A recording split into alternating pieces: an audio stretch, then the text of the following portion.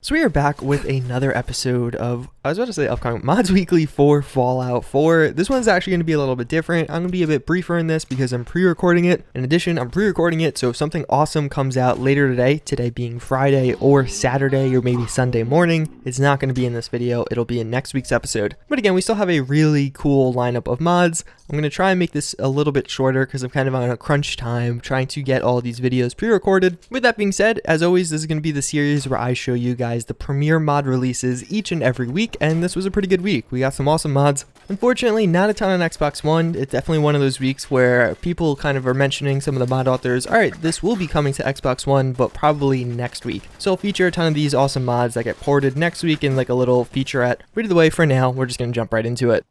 So first off, we have the Fire Axe. This is actually going to be the first standalone release from the guys over at Fallout Miami. This is going to be a weapon that later appears in the full mod Fallout Miami, which is aiming to add in Miami into Fallout 4 or as like a new world space to experience, as you could probably guess. But for right now, we are getting the Fire Axe. Right off the bat, it's kind of a standard axe, but there also is one add-on that you can add to it, which makes it feel a little bit more special, that being the little kind of rings around the thing that set enemies on fire. They almost look like heating coils or something you'd see on an electric stove. This is actually a really cool weapon mod. The axe itself looks quite good, as you could hopefully tell in the gameplay, and it's, I don't know, just kind of satisfying to use. Maybe I just don't use melee weapons enough in Fallout 4, but swinging down ghouls or even different raiders with this is quite a bit of fun. It's not the fastest weapon in the world, but it definitely does a lot of damage, especially if you have that fire add-on with it, and it's honestly pretty enjoyable. An awesome first release from Fallout Miami. In the future, I'd love to see something more Miami themed, but again, for the first one, this is definitely satisfactory.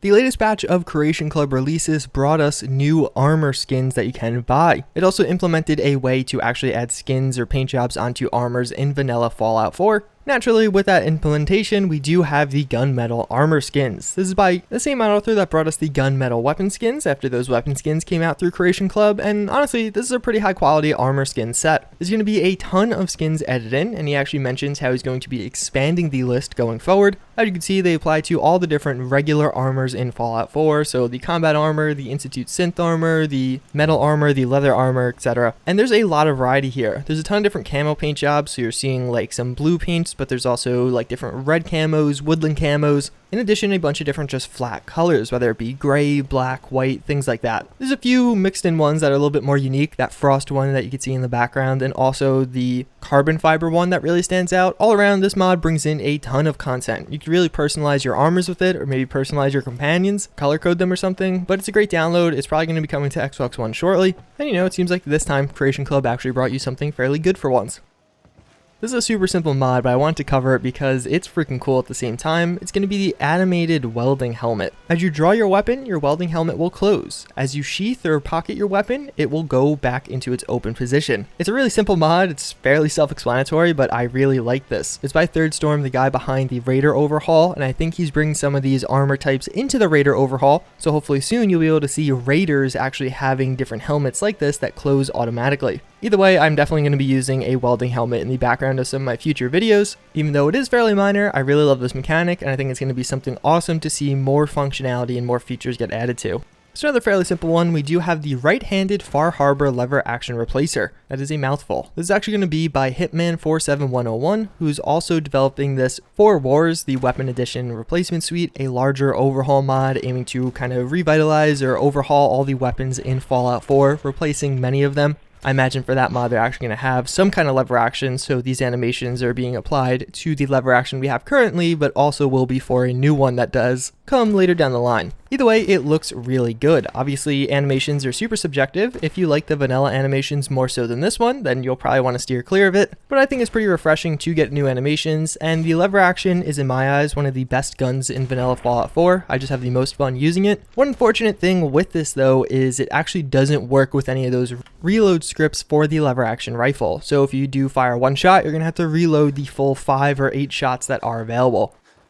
And then finally, last but not least, we do have the much anticipated Ruger Mark V non-lethal. This is going to be kind of an add-on for the crossed Ruger Mark V that did release last week. This time around, what we're getting is some implementation and some new features to that Ruger Mark V, but also tandem usage of the knockout framework. That's a mod that I covered quite a while ago, but more or less the way this mod is going to work is you're now going to have the non-lethal variant of the Ruger. It's a totally standalone gun. You have to craft it at a chemistry station. It's actually not implemented into the level list, very similar to the Syringer rifle. And as you're seeing in the background, the way it largely works is you're going to fire one shot and have to reload after that, but headshots actually do 4 times to 10 times damage depending on which poison you're using. After taking someone down with a certain amount of headshots, you actually do get the knockout framework part of this, where rather than killing that enemy, he's just going to be knocked out. You could loot him, or you could put him on your back, kind of kidnapping him, and then take him as a prisoner in your settlement later on. And that's the separate mod. I'm sure some of you guys are familiar with it. It's pretty cool. It's a different way to interact with certain NPCs. If there's like a high value target or something like that, this is going to be a great way to interact with them. There's also cool functionality in your inventory. You're going to get an item where whatever non-lethal Ruger you do have equipped, you'll actually be able to change the ammo type of it. I really like that. It's something you could easily do on the fly, and maybe if you run out of one of the syringe types, you can switch to a lesser one that you do have more of. Also, this actually has full functionality with like helmets. If the enemy is wearing a helmet, that's not going to work. You're going to have to shoot around the helmet. If someone's in power armor, it's just totally nullified. And yeah, it's honestly probably the premier release of this week, and I'm really happy people are finally taking advantage of Knockout Framework. I think it's an awesome mod that just needs some more support and capabilities.